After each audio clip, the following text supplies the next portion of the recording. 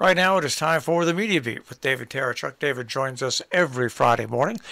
David has his own website, which is themediabeat.us. He is a PBS television correspondent reporting on ethics and belief. And once again, he will join us this morning. Good morning, David.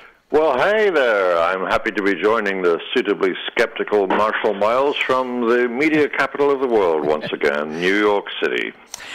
Skeptic. You know, it's funny. I've been out for about a week because I've had some stem cell replacement in my knees, and you know, I don't really miss. What have you missed?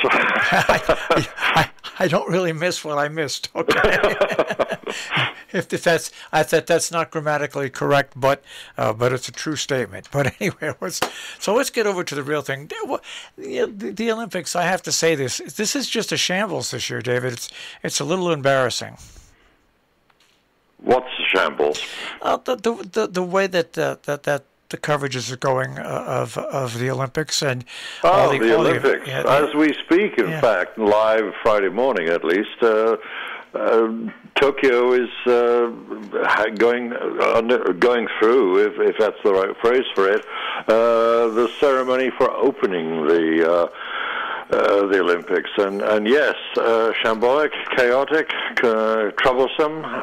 It's all of those adjectives, I think, and yet, in spite of the considerable risks involved, in spite of the fact that the polling that shows that the Japanese public are dead set against the Olympics happening in their country at a time of COVID, and of course, inevitably spiking cases, and despite all the precautions being taken, and the Olympic Village and all the other elements of the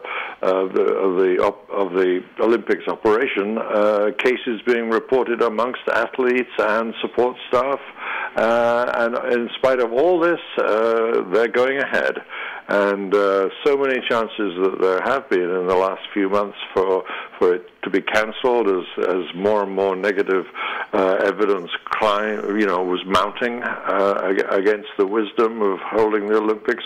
None of those chances were taken, and I guess because of the all-powerful mammon involved, the finance involved in the Olympics, as always, money talks louder than anything else in the equation, and here we are, with the Olympics about to start, with very few spectators, a smattering of journalists, and altogether a picture that can't be very inspiring, even for the most dedicated athletes whose work and whose dedication is extraordinarily praiseworthy. But it seems to be not exactly going to waste, but it seems a shame for it to be put to the test in such dismal circumstances.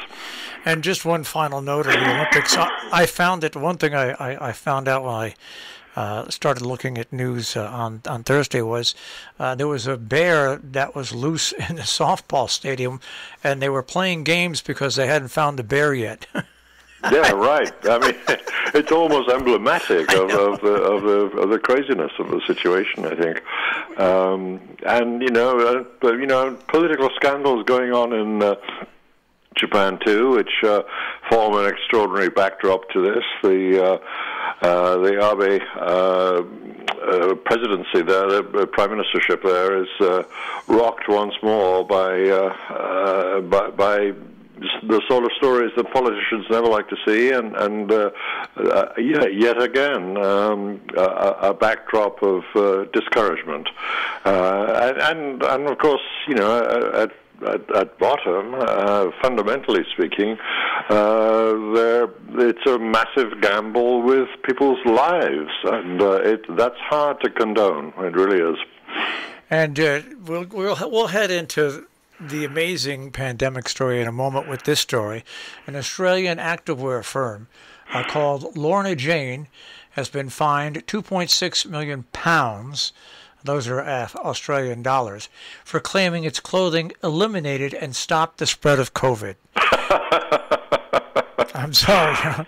Well, we're very used to hyperbole and magical claims, especially during a pandemic. The snake oil salesman is a long tradition, of course, in the Western world and probably all over the world. But I'm thinking of trying explorative times like the press westward in the United States, where snake oil salesmen had a field day, and of course, at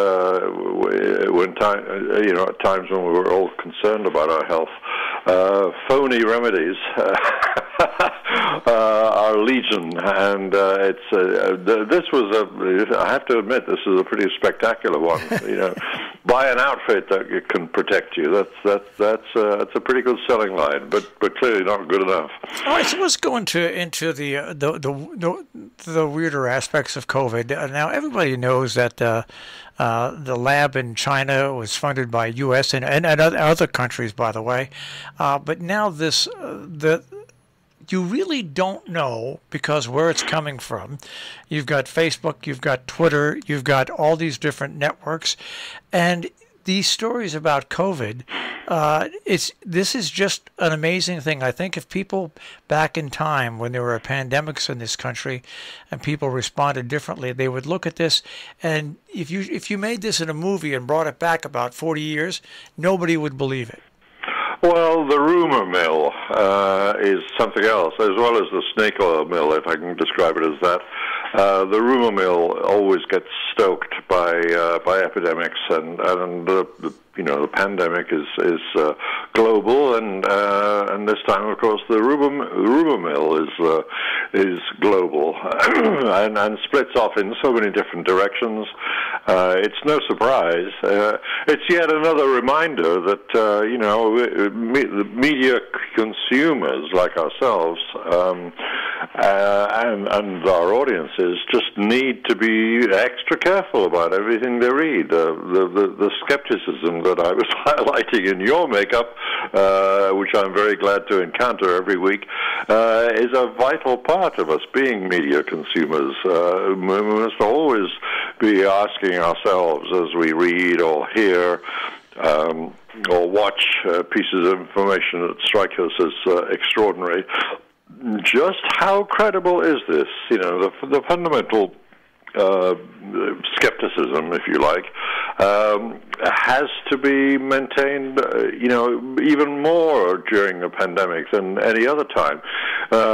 We must rely on what we know from our own experience that have been established as reliable sources, and always ask the question when we see something that strikes us as extraordinary, ask the fundamental questions.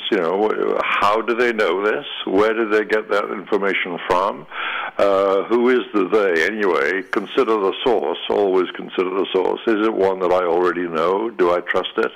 If I don't trust it, is there any other source which is independently saying anything by the way of corroboration, or is this an outlier of a story? All those things need to be raised as important questions when we consider some of the wacky stories that get told around the world, and of course shared unthinkingly by far too many people who just press the retweet button or share indiscriminately because something strikes them as odd or wild or funny. Even in some cases, people just quite irresponsibly, just for a gag, for a laugh, sometimes will pass things on that they probably know in deep down themselves it's just not true, but they just want to stir the pot, I guess.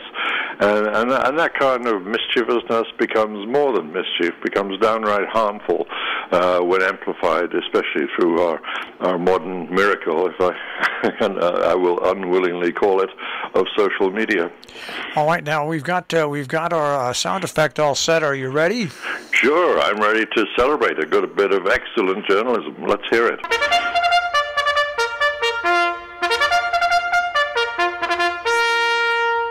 Well, it's what's being called a doozy of a digital espionage case. It's the Pegasus story. This is the spyware.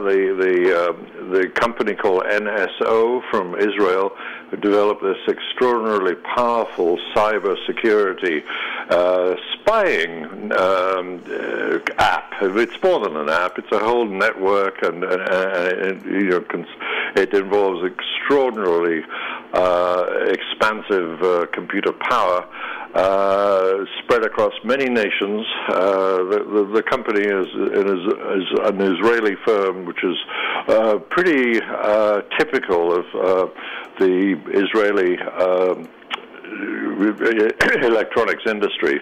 Many of its members, it's an extraordinarily competitive industry, the Israeli electronics industry, and digital electronics in particular. And I have a lot of experience myself. My own website was mounted by a crack team of Israeli cyber experts, and a lot of their own experience. These very expert individuals often gained their first experience of cyber activity and expertise in the Israeli Defense Force, and there's a close association between that industry and the national security establishment of Israel. So it's always been known that the spyware that is operated by NSO is very, very efficient. But what we've seen from the extraordinary piece of journalistic collaboration across many countries that has been published this week in something like 17 different long-established journalistic organizations, news organizations across several continents, all collaborating together to check on the overall story that has been coordinated from Paris by a non-profit journalistic organization called Forbidden Stories. It was formed in the wake of the Charlie Hebdo magazine shootings and killings, and it works to essentially protect the interests of journalists at risk. And guess what? They discovered that amongst the many people that were under surveillance, there's a list that was created, or at least it was leaked to Forbidden Stories in association with the human rights organization, which is worldwide, the Amnesty International, that they worked with, and they got their hands on this extraordinary list of 50,000 phone numbers for politicians, judges, lawyers, journalists, of course, teachers, and many others. And it's an extraordinary list. On that list are 10 prime ministers, including and 3 presidents, including the President of France, Emmanuel Macron, and a king. It's quite an extraordinary hit list, and not every single one of those phone numbers can be checked, of course, but a sizable, at least a significant sample of the numbers have been checked. The researchers and reporters across this massive team effort managed to check physically on 37 phones, and they were mostly iPhones. It's important to point out Apple often claims that its products are a lot safer and more secure than, say, Android devices. But in fact, well, we're not sure if this is a revealing fact or not, but it happens to be a fact that most of the phones that they were able to make checks, physical checks on, happen to be iPhones, and they're very vulnerable to this particularly high-powered piece of spyware. The intrusion on a target's phone can do all the things that we're also concerned, might happen to our phone. That they will commandeer, the spyware will commandeer our contacts, our search activity, our photographs, our every communication, whether by calls or by text or by emails, and it turns us all into something of an open book. And more than that, it can even, as we're all too well aware from previous cases like this, it can activate our phone as a listening device and just eavesdrop on our everyday activities. Of course, it's an alarming set of revelations. And other journalists too. The established organizations that have been part of it are in this country, the Washington Post, and in Britain, the Guardian. But every other journalist in this field has been activated by it, of course. And we see the New York Times, for instance, which is not part of the original combination, has been on the same story too. And that in itself is quite useful, the fact that journalists outside of this particular network that was concentrating on this one story are now independently corroborating that.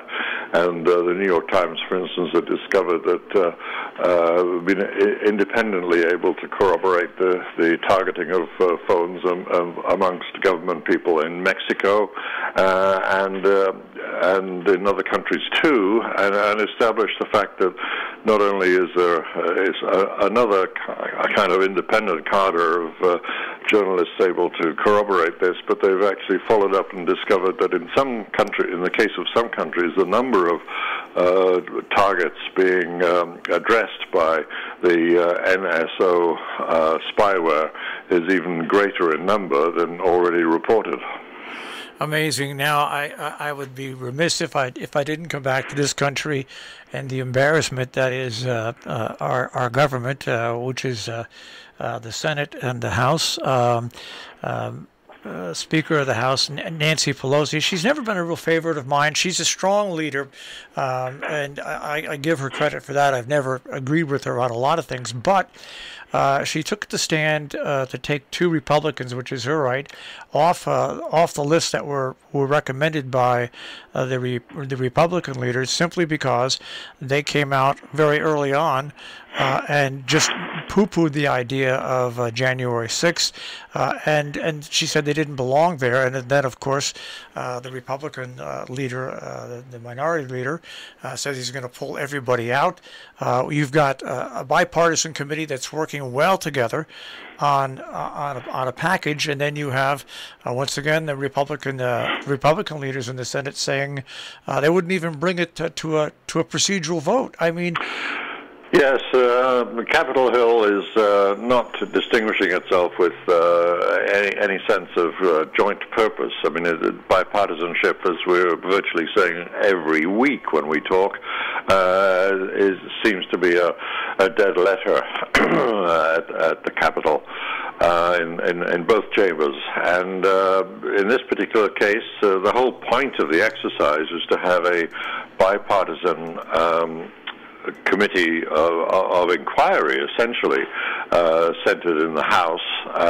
This is in place of having an independent commission of inquiry, which founded as a proposal some time ago in the face of this extreme partisan and rigid partisanship that prevented any kind of real collaboration across the aisle, and the whole idea is to investigate what happened on January 6th at Capitol Hill, the riot, and unsurprisingly, I suppose, when after Nancy Pelosi had picked herself one individual member of Congress from the Republican side, a choice that she was perfectly happy to have, because Ms. Cheney, the Congresswoman, was already well on record as being horrified by the invasion, by the riot.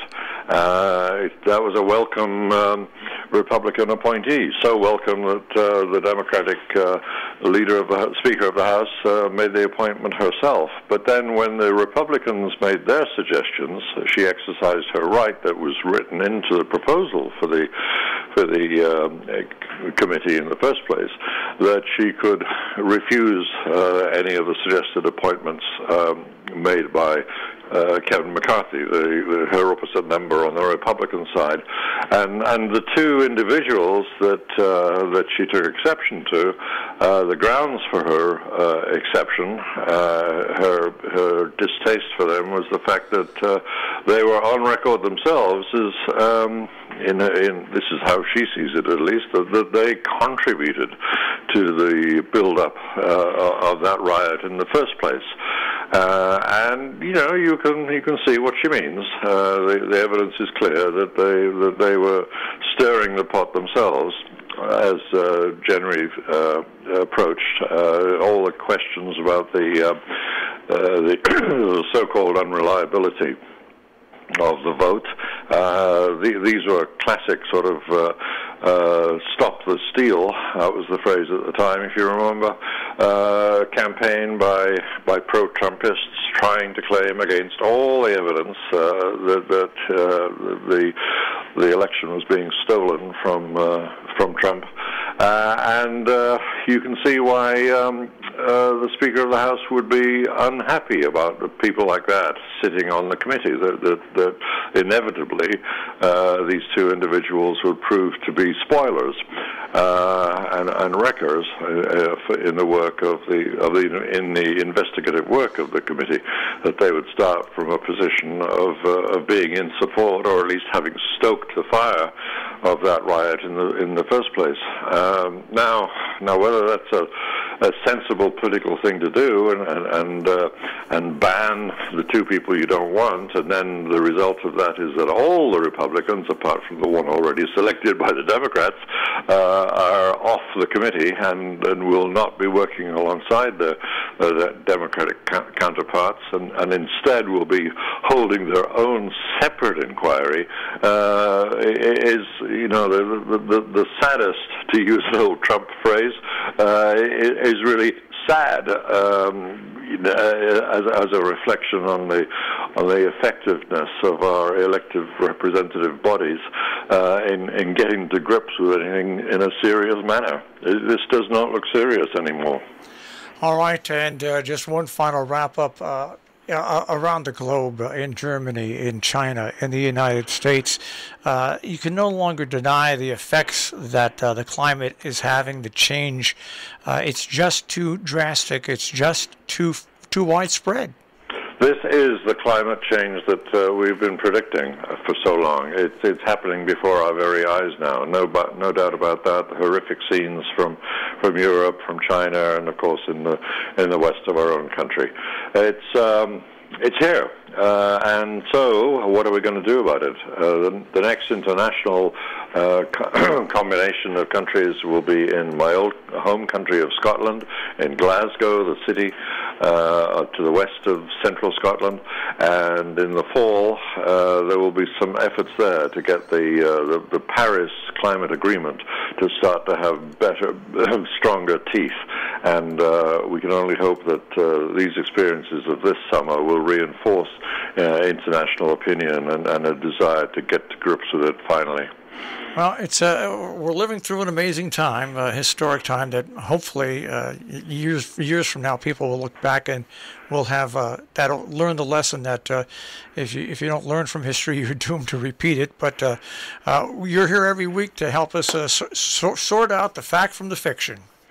Well, I hope I can do my bit to help. All right, David, we'll speak to you next week. Look forward to that. David Tereshchuk with the Media Beat here on Robin Hood Radio. Of course, once again, you can find David on his own website, themediabeat.us. And a reminder, he's also a PBS television correspondent reporting on ethics and belief. And you can also find him at robinhoodradio.com. Click on demand, click on the Media Beat with David Tereshchuk.